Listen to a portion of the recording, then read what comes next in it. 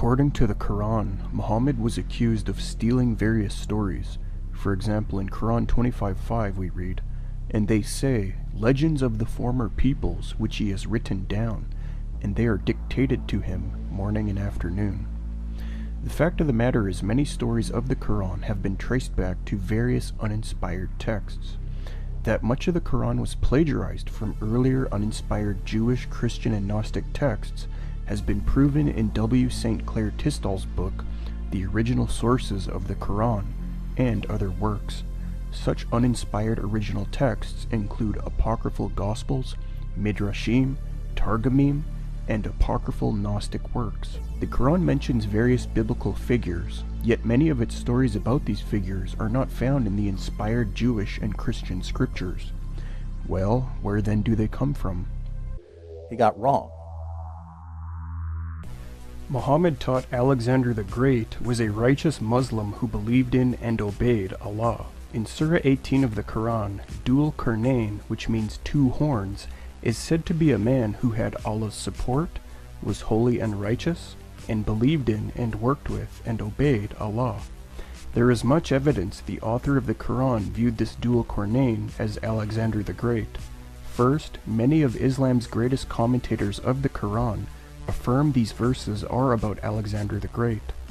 Second, on ancient coins there are drawings of Alexander the Great with two horns on his head, which is significant since again, Dhul Qarnayn means two horns. Third, Arabs like Al-Asha, who was a poet living shortly prior to Muhammad, and Hassan ibn Thabit, who was contemporary with Muhammad, called Alexander the Great Dhul Qarnayn. Thus, the expert on Alexander the Great, Richard Stoneman, affirms, quote, "The two names, Alexander the Great and Dhul Qarnayn, were already synonymous when Muhammad came to compose this surah of the Quran." In fact, modern scholars have shown the Quranic story of this Dhul Qarnayn in Surah 18 actually comes from the pre-Islamic mythical Syriac source called A Christian Legend Concerning Alexander, translated into English by Sir Ernest Alfred Wallace Budge in 1889. When one compares the Quranic story in Surah 18 to the Syriac tale of Alexander the Great side by side, there is no question this is where the Quran got the Alexander fable. There are more than 11 similar features between the two stories, such as Alexander having two horns, being given power, the sun rising on the people with no cover, punishment of the unrighteous, Gog and Magog spoiling the land, and the building of a wall as a defense. As Stoneman notes, quote, "The commentators on the Quran universally assume that Dhul Qarnayn here in Surah 18 is the name of Alexander. Their assumption was clearly correct, since the two stories here in Surah 18 associated with Dhul Qarnayn are precisely those two stories associated with Alexander in the Syriac legend of Alexander, current shortly before the composition of the Quran. This proves unequivocally the Quran is not of divine origin, but instead stole earlier uninspired mythical stories or legends. The story of Abraham being delivered from fire which Nimrod created to destroy him is found in numerous passages of the Quran. According to this story, Abraham's father used to make idols, and Abraham sold them. Abraham disliked this and mocked the purchase of such idols. Abraham then preached monotheism and tried to convert his father and the people. His father refused. Then news spread about Abraham's preaching, and it reached Nimrod. Nimrod then put Abraham in a fire from which Abraham escaped. This Quranic story comes from Midrash Rabbah, which is an uninspired Jewish homiletical interpretation of the Bible from around the 5th century. It states, "Terah was a maker of idols. Once he went out somewhere and seated Abraham as salesman in place of himself. A person would come wishing to purchase, and Abraham would say to him, 'How old art thou?' And he the other would say to him, 50 or 60 years. And he Abraham would say unto him, Woe to that man who is 60 years of age, and wisheth to worship a thing a few days old. He Terah delivered him over to Nimrod. He Nimrod said to him, Let us worship the fire. If thou bandiest words with me, lo, I worship not but the fire. Lo, I cast thee into the midst of it, and let the God whom thou worshipest come and deliver thee from it. Abraham went down into the furnace of fire and was delivered." Unquote. Now, the interesting thing which proves this story is false, and how it reached Muhammad, is that when translating Genesis 15:7 from Hebrew to Aramaic, which says Abraham was brought from Ur of the Chaldeans, Jonathan ben Uziel wrongly rendered the Babylonian word Ur into the Aramaic word light or fire. The pattern is Muhammad tells a story, and we can trace the story back to some kind of forgery or some other historically inaccurate account. And a funny example is it has to do with something Muhammad said about Abraham. Basically in the Bible, Genesis 15, we're told that God called Abraham out of Ur of the Chaldeans. In the Babylonian language, Ur means city, so it's the city of the Chaldeans. But in the first century, a Jewish rabbi named Jonathan ben Uziel was translating Genesis 15 into Aramaic, and he came across the word Ur. He didn't know how to speak Babylonian, so he confused the Babylonian word Ur, which means city, with the Hebrew word Ur, which means fire. And this mistake caused him to mistranslate the passage. Instead of saying that God delivered Abraham out of Ur of the Chaldeans, Jonathan's mistranslation said that God delivered Abraham out of the fire of the Chaldeans. Now, why is this important? Well, Jewish writers ran with this idea of Abraham escaping the fire. And so the Talmud eventually contains stories in which Abraham was thrown into a fire by the Chaldeans and was miraculously rescued by God. These stories were popular in Arabia during the time of Muhammad, which is crucial because in the Quran, Surah 21, we read about Abraham being delivered from the fire. Now, Muhammad claimed that he got this story from God, but we know that the story of Abraham being delivered from the fire was based on a mistranslation of the word Ur. So what makes more sense here? That God also mistranslated the word Ur, or that Muhammad was getting some of his stories from the people around him? This is why it's not surprising to read in chapter 25, verse 5 of the Quran, that Muhammad's contemporaries were accusing him of copying various tales in the Quran from earlier writers. Now, in Quran 27:17-44, there is a story of Solomon and Bathsheba. Here the Quran says Solomon trained birds in battle to drop stones on enemies. Then Solomon could not find his hoopy bird, and he got upset.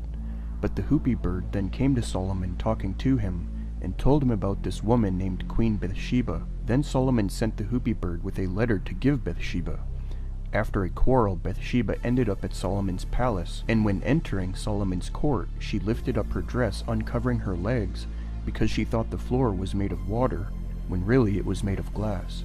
Now, this exact tale comes from the earlier uninspired Jewish second Targum of Esther, aka Targum Sheni, which says, quote, "One day the king Solomon, observing that the mountain cock or hoopy was absent, ordered that the bird be summoned forthwith.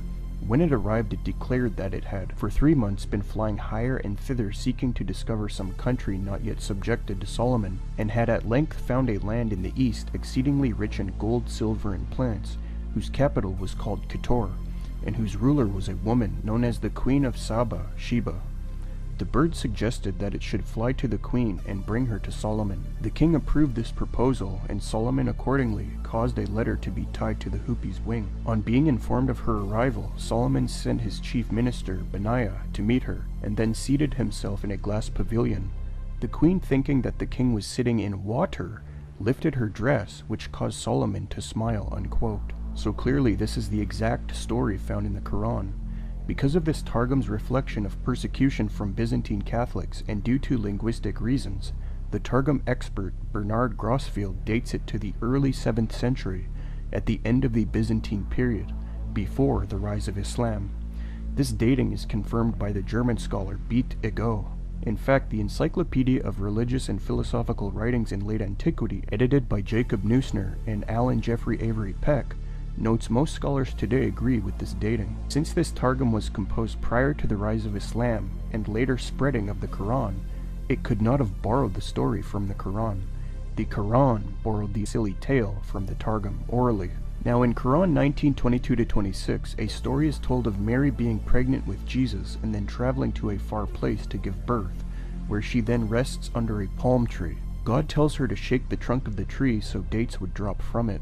Then she ate and drank and became refreshed. This tale is found in the uninspired apocryphal book, the Gospel of Pseudo-Matthew, aka History of the Nativity of Mary and the Infancy of the Savior.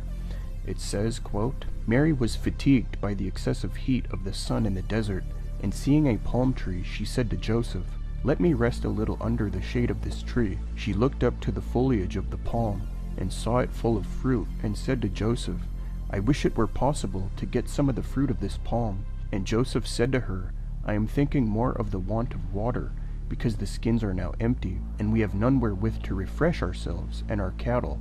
Then the child Jesus said to the palm, O tree, bend thy branches, and refresh my mother with thy fruit.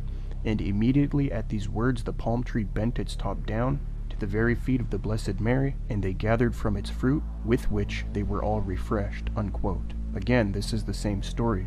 As to the dating of this apocryphal book, Bart Ehrman argues for a date of composition in the first quarter of the 7th century, which is prior to the rise of Islam and the spread of the Quran. He notes, quote, M. Berthold has argued that Pseudo-Matthew shows evidence of literary dependence on the Vita Ignitis of Pseudo-Ambrose, which itself was used in the De Virginate of Aldhelm of Malmesbury in 690. On these grounds, Pseudo-Matthew must obviously date to some time in the mid-7th century at the earliest. In the most thorough analysis to date, Gisjol has maintained that even though direct literary dependence on the rule of Benedict cannot be demonstrated, there are enough general similarities to suggest that the book was written when monastic orders were beginning to expand in the West by someone invested in them.